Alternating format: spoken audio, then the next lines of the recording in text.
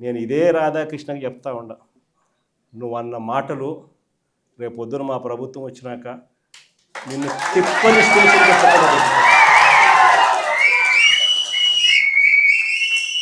వైఎస్ఆర్సీపీ శ్రేణులను, వైఎస్ఆర్సీపీ కార్యకర్తల భార్యలంటే నీకు అంత అలుసుగా కనిపిస్తుందా రాధాకృష్ణ అని చెప్పి నేను చెప్తాను. ఎవరికైనా వాళ్ళకైనా భార్యలు ఉంటారు,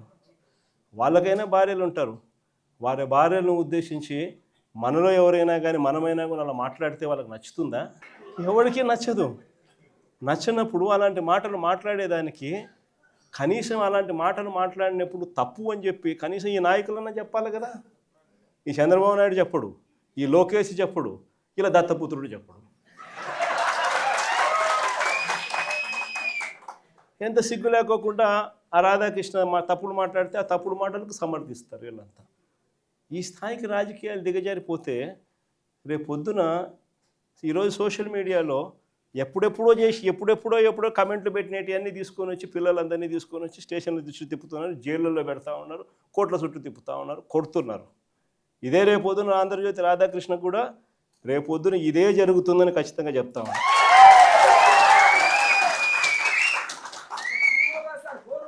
అసలు మహిళల గురించి ఇంత తక్కువగా చూసే కార్యక్రమం, తక్కువగా మాట్లాడే కార్యక్రమం, ఈ పరిస్థితులన్నీ కూడా రాష్ట్రంలో ఎందుకు వచ్చినాయి? ఆశ్చర్యం కలిగించే విషయం. ఇంతకుముందు ఎప్పుడు జరగల. కోడూరు ఎమ్మెల్యే ఆరవ శ్రీధర్, అసలు నాకు నిజంగా ఆశ్చర్యం అనిపిస్తుంది. జనసేన ఎమ్మెల్యే అంట మోసం చేశాడని, అత్యాచారం చేశాడని చెప్పి పాపం ఆ పాప ఆందోళన చేస్తూ ఉంటే ప్రతి ఒక్కరికి కంప్లైంట్ ఇస్తే ఆ పాపను కొడుతున్నారు.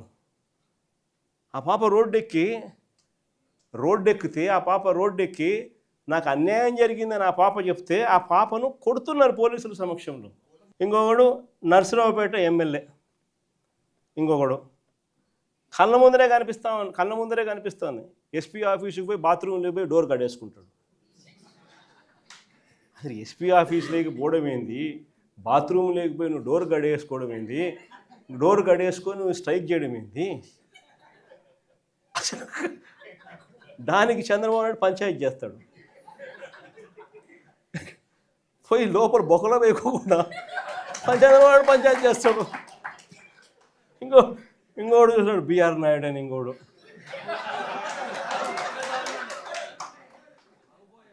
ఆయన ఏం చేస్తూ ఉన్నాడో మనందరం చూస్తూనే ఉన్నాం. తప్పు చేసినాడు. టీటీడీ చైర్మన్గా ఉండి చెయ్యకూడని పనులు, చెయ్యకూడని తప్పులు చేస్తే ఏం చేయాలి? ఆ మనిషిని ఊడబెరకాలన్నా, పోస్టుల నుంచి తీసేయాలన్నా లేదా? ఈ మనిషి ఏం చేస్తున్నాడు? పక్కన పెట్టుకుంటాడు ఆ మనిషిని పక్కన పెట్టుకొని తిప్పుతున్నాడు.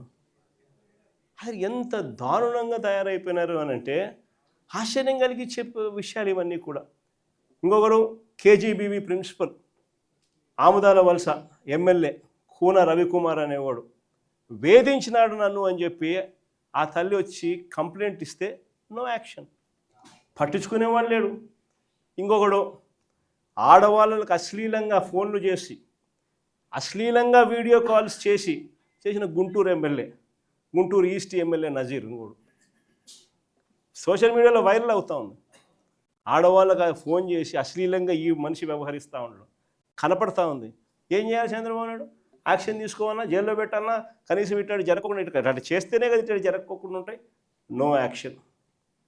ఇంకొకడు మహిళలపై దారుణమైన లైంగిక దాడికి చేసినాడు. ఇంకోడు పేరు కోనేటి ఆదిమూలం.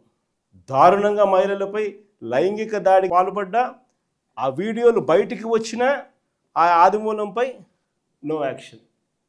వీళ్ళంతా ఎమ్మెల్యేలు. ఒకరిని చూసి ఒకడు చేస్తే ఏం యాక్షన్ లేదు, సరే ఆయన మీద ఏం యాక్షన్ లేదు, ఇంక నా మీద ఏం యాక్షన్ తీసుకుంటారని ఇంకొకడు, ఒకరిని చూసి ఇంకొకడు, అందరూ కూడా రాక్షసులు అవుతా ఉన్న పరిస్థితులు. ఇంకొకడు సరే ఎమ్మెల్యేల కథ దేవుడు ఎరుగు. సంధ్యారాణి అని ఒక మంత్రి పిఏ మహిళలను లైంగికంగా వేధించినాడని చెప్తే ఆ పిఏ మీద కూడా నో యాక్షన్, పైగా ఆ మహిళ మీద కేసు. ఈ స్థాయిలో మహిళల పరిస్థితి రాష్ట్రంలో ఉంటే ఇంకొకడు లాస్ట్కు చివరకు ఈ ఆంధ్రజ్యోతి రాధాకృష్ణ, ఈ మనిషి మాట్లాడే మాటలు ఒకరిని చూసి ఇంకొకటి. అంత ఆటవిక ప్రపంచంలో అందరూ కూడా రాక్షసులై ఏ మాదిరిగా రాష్ట్రంలో పరిపాలన సాగుతోందని చెప్పడానికి ఇవన్నీ కూడా నిదర్శనాలు. ఇలాంటి పరిస్థితుల మధ్య రాష్ట్రంలో యుద్ధం జరుగుతూ ఉంది. ఒకవైపున ప్రజల తరపున, మంచి తరపున, ప్రజలకు మంచి చేయాలన్న ఆరాటంతో వైఎస్ఆర్సీపీ ఒకవైపున నిల్చుంటే, మరోవైపున రాష్ట్రాన్ని అన్ని రకాలుగా చెడు చేస్తూ రాష్ట్రాన్ని దోచుకొని తింటున్న తెలుగుదేశం పార్టీ మరో పక్క. ఇక్కడ యుద్ధం జరుగుతూ ఉంది. ఈ యుద్ధంలో ఖచ్చితంగా దేవుడు మన పక్షానే నిలుస్తాడు.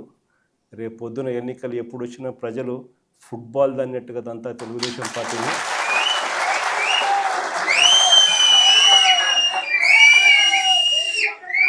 సింగిల్ డిజిట్లు కూడా చంద్రబాబు నాయుడుకి రాకుండా ఉండే పరిస్థితి కూడా అతి త్వరలోనే చూస్తాం.